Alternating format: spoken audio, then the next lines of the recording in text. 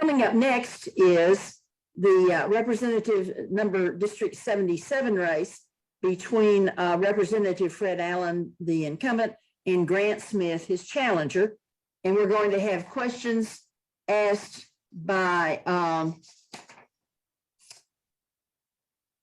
John Hedrick. I think it's John Hedrick. There we go. You got it. John Hedrick. Okay. Okay, John Hedrick. Remember, we alternate which one starts first. Okay. Thank you, Kathy. I'm John Hedrick, Vice President of the Downtown Neighborhood Association, and I thank Kathy for putting this on and all the participants for taking part in it. First, to have 1 minute opening statement, Representative Fred Allen. Let's see. I think we need to get Mr. Allen to unmute. Yeah, he was on. I'd seen a minute ago. And ask him to start his video. Yes. Let's see if we can get that going. Mr. Representative Allen. Please turn on your camera too. And Grant Smith. Also unmute. Let's see. Well, Should we? I see, yeah, Grant Smith on while unmute. Fred Allen. We'll go to Grant Smith. Opening statement, 1 minute. How are y'all doing today? My name's Grant Smith, and I'm a Democratic candidate running for State House District 77 here in Pulaski County. As I go door to door, the thing people are telling me is that they want someone who's going to show up for them. They don't want someone who's going to show up just during election time. And I am that leader who will always show up for the people of District 77. It's hard to believe to me, you know, when I go door to door, people are telling me they've never had any candidate show up to their door before. And that's something that you can always count on with me. So I hope that you'll vote for me on May 24th. All right, thank you. Mr. Smith, Representative Allen, are you there? There you go. All right. Yep.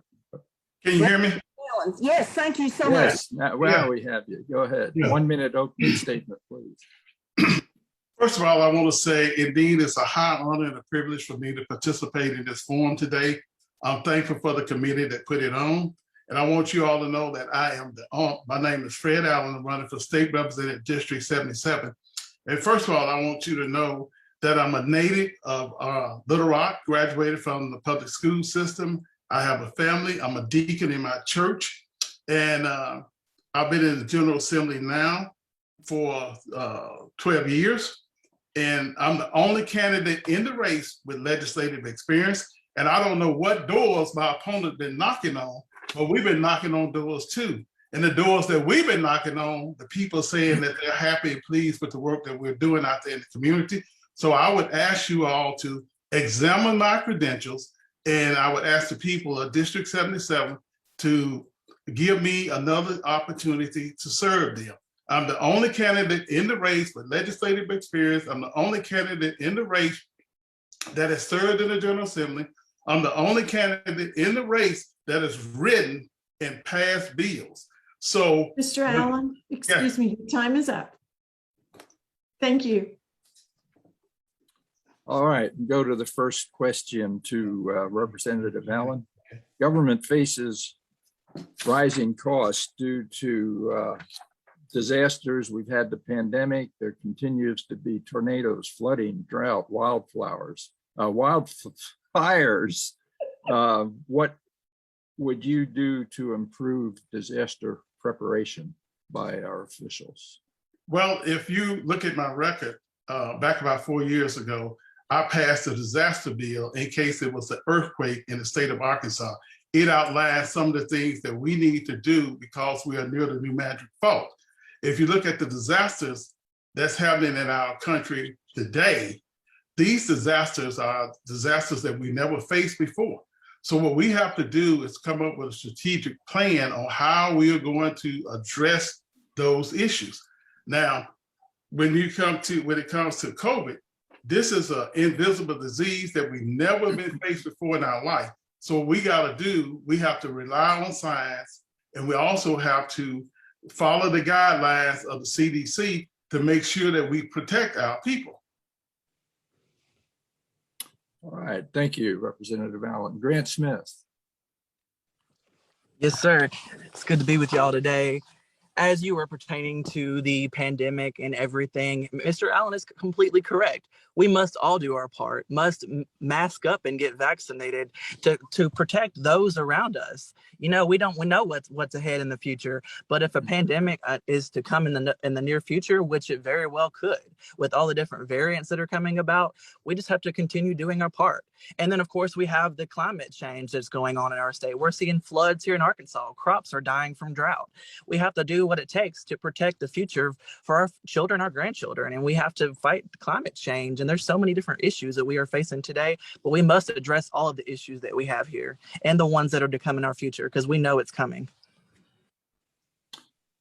All right, Mr. Smith, Governor Hutchinson has proposed fighting crime by adding another prison, adding parole officers, and increasing oversight of ex-inmates at high risk of committing crime offenses. However, no time was given to achieve this, nor did the governor speak about eliminating fees that sometimes lead parolees back to thefts and more prison time.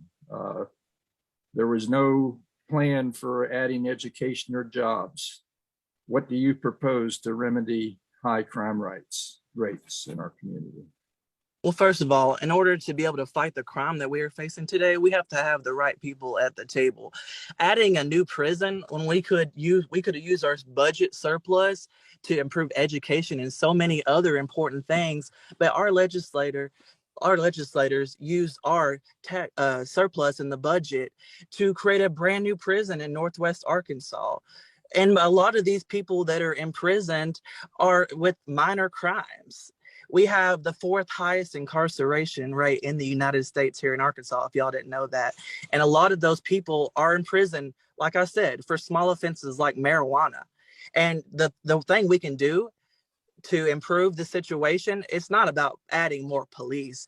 It's about adding those mental health facilities and giving people more resources. And for another one, legalizing marijuana. You know, that would reduce so many people in prisons, and then we have more space in the prison. So why are we putting people in prison? Actually, because a lot of those people in prison too are just in there because they can't even afford to pay their fees. So we're imprisoning poor people basically at this point. Representative Allen, same question. Okay, can you hear me? Let's talk about prison overcrowdings. I'm the only candidate that served on the parole board. And when I was on the parole board, here's what happened. A person would need 4 votes to get out of prison. They changed it, the policy changed from 4 votes to 5 votes. So it's a 7-panel board. And if it's a 7-panel board, you have to get 5 votes to get out of prison. Before, it was 4 votes. And if that person was denied parole, that person could come back in front of the parole board in 2 years. In 1 year. Now they're saying that it takes 2 years for that person to come back into the parole board to be paroled, before the parole board was seen. So if it takes 2 years, that means that the prison system itself is going to back up. And if you look at the prison system, not just in the state of Arkansas, but around the country, a lot of people feel that it's a new form of plantation. And the people are taking advantage of many of those inmates that are in prison. If you look at the makeup of parole boards around the country, the majority of the parole boards do not have any non-minorities on them. If you look at the parole board in the state of Arkansas, we only have 1. Mr. Allen, I'm so sorry. I'm so sorry. Your time is up.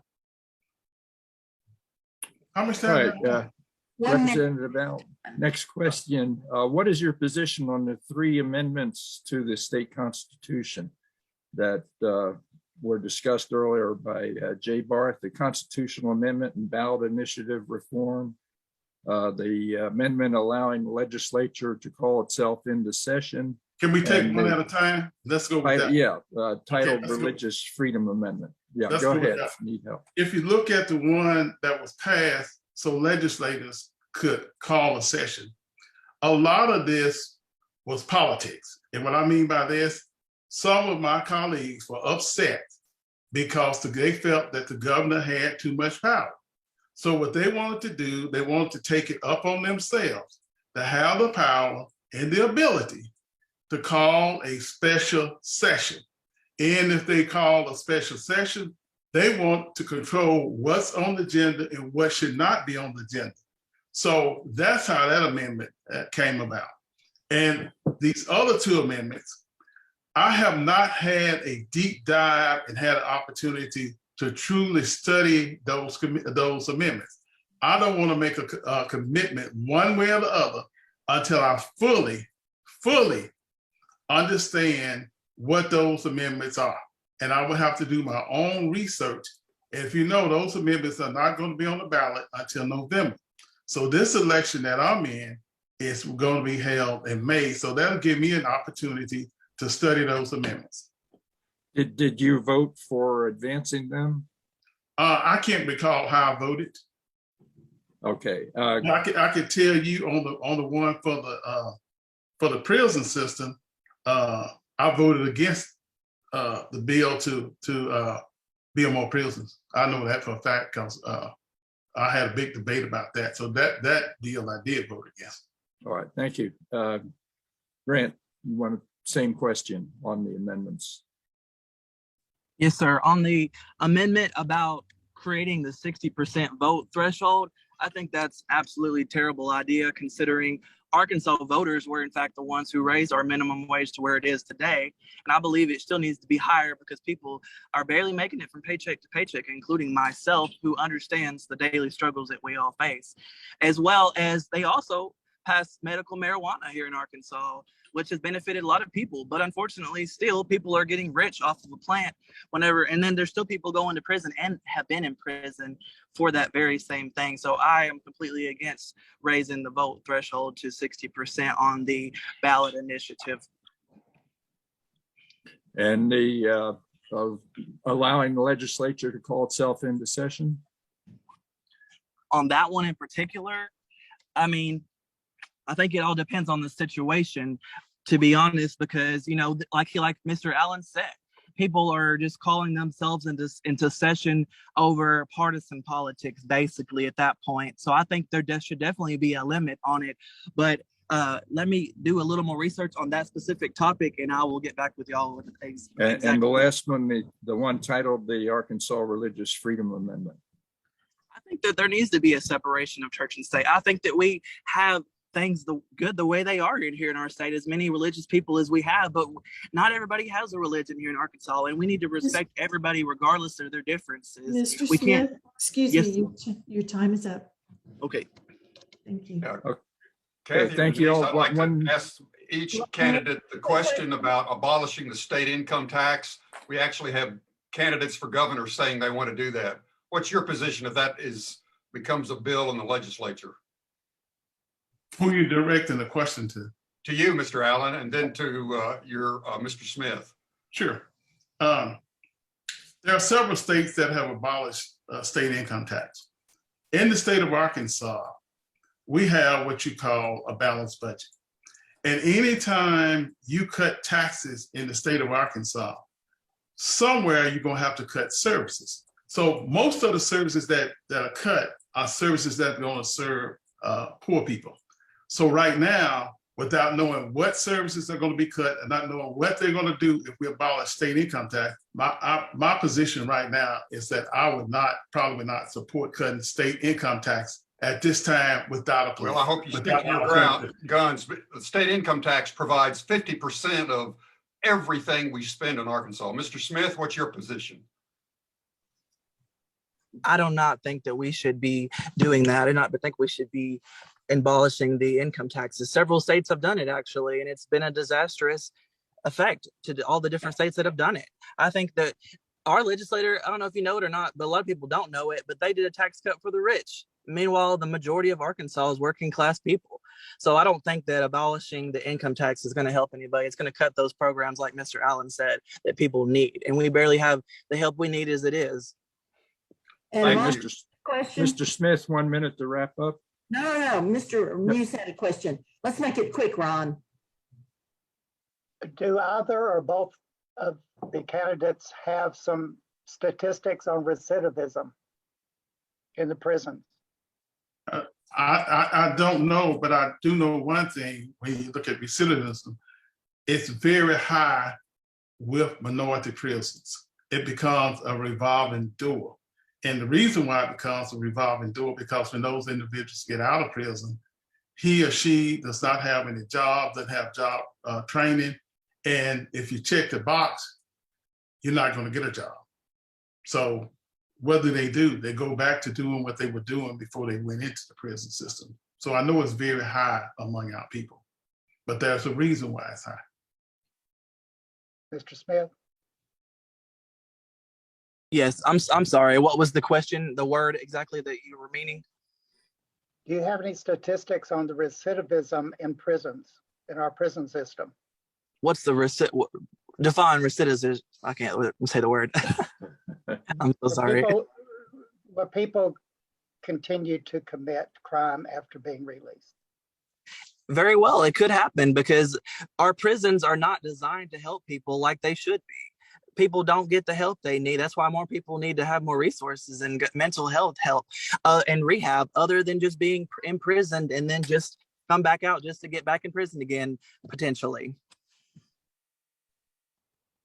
Okay, now 1 minute to wrap up, Mr. Smith. It's nice to have y'all here today. I appreciate everybody here inviting me to come speak with y'all today. And if y'all have any concerns or anything, feel free to message me on my website at grantforarkansas.com. And I hope to have your vote on May 24th. Y'all have a great day. Thank you, Mr. Grant Smith. Representative Allen, 1 minute to wrap up. Again, thank you all for allowing me to be a part of this forum today. As I said earlier, I'm the only candidate in this race with legislative experience. I'm the only candidate that has ever passed a bill. I've been in the legislature for better than 2 years now, and the work that I have done in the General Assembly speaks for me. And most people that know me will know that I can work both sides of the aisles. If you look at the number of bills that I passed, not just this year, but years since I've been in the General Assembly, it's bills that I can come back and tell my community that I'm proud of. And because of that, I would urge and encourage all of my voters in District 77, that was formerly District 30, to go to the polls and vote for Fred Allen. If you don't live in District 77, if you know someone that lives in District 77, I would encourage you to contact those people and ask them to vote for an experienced candidate. In the General Assembly now, when we only have a handful of Democrats, experience matters. Because on day one, I'm ready. On day one, my opponent would have to get ready. I'm already ready for combat. He will have to get ready for combat. Mr. Allen, excuse me. So Thank vote you. for Fred Allen. Thank you. Okay, thank you both. Kathy? Thank you. That concludes this District 77 race for the state legislature in this forum. Thank you for your participation. Now we're going to have a Pulaski Quorum Court